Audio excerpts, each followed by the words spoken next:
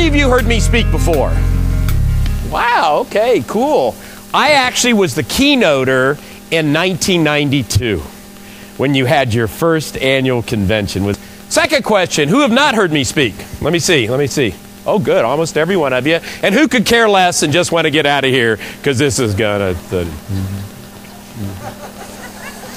All right, I want you to write 2 words on the front page of your handout. So I want to write these 2 words above the be, do, haves, and gives. Everybody ready? Here are the 2 words. My, that would be M-Y. I went to night school. I don't spell too good when it's daylight out. Choices, C-H-O-I-C-E-S. Because I'm going to challenge you when I get finished here at 2 minutes till 10, because Dr. Bob said if you don't, we're leaving anyway. I'm going to challenge you when I get finished here at 2 minutes till 10, I'm going to ask you to make some choices. I'm going to ask you to make some decisions. I'm going to ask you to fill in the blanks here. Fair enough? See, my value here today as a presenter is your value is what you do for 911. It's also our value as parents. And it's simply this.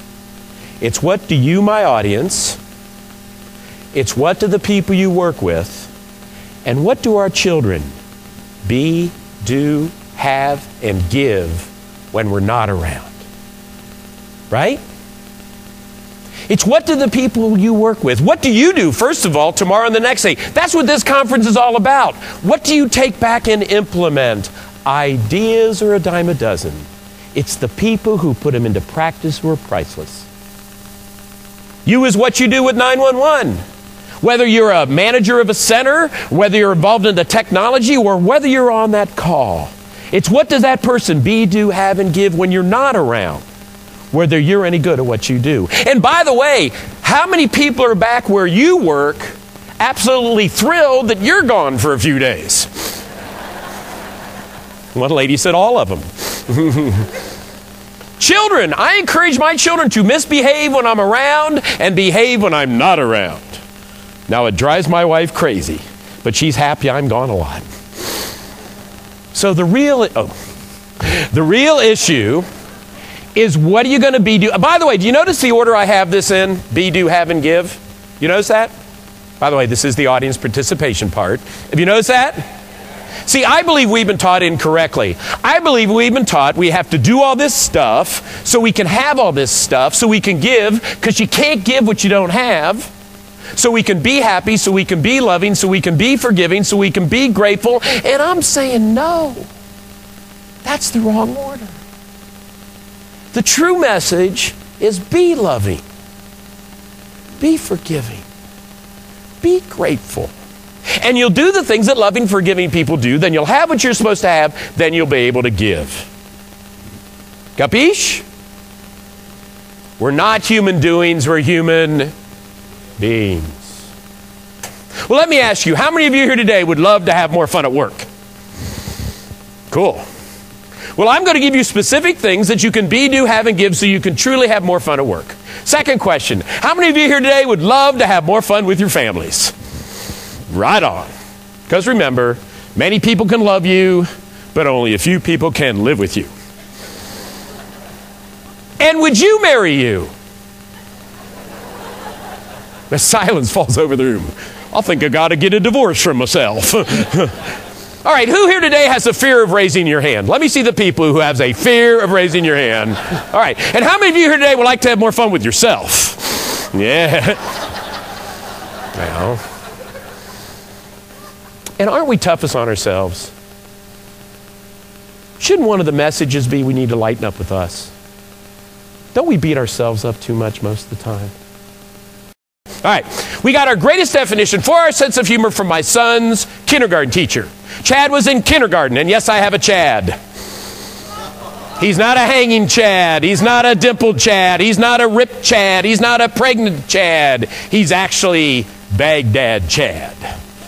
He just got back from a second tour of Iraq. So, right. Yeah. By the way, if there's anybody here from Louisville Metro, he just took his PT test and he wants to be a policeman. So he did that on Saturday and passed. He said he got #1 in everything they did. So if there is anybody here, we can use all the help we can get. All right? Well, Chad was in kindergarten. They're talking about your 5 senses. So Chad raised his hand. He said, what about your 6th sense? The teacher said, your 6th sense? And Chad said, yeah, your ability to read other people's minds. In the parent-teacher conference, I went, yes! A tear formed in my eye. I turned to my wife and I go, he can't clean his room, but he's got this one right. But she was a great teacher. She said, Chad, what about your 7th sense? And Chad said, your 7th sense? And the teacher said, yeah, your sense of humor. So if we can agree that your sense of humor is your sense of perspective, then can't we agree it's the combination, it's the distillation, it's a result of all the information that we process through our other 6 senses. So literally, our sense of humor ends up being our attitude. And don't we see people with attitudes? To quote my great late friend, E. Larry Moles from Lima, Ohio, he said, I see people walking around looking like they were weaned on a pickle.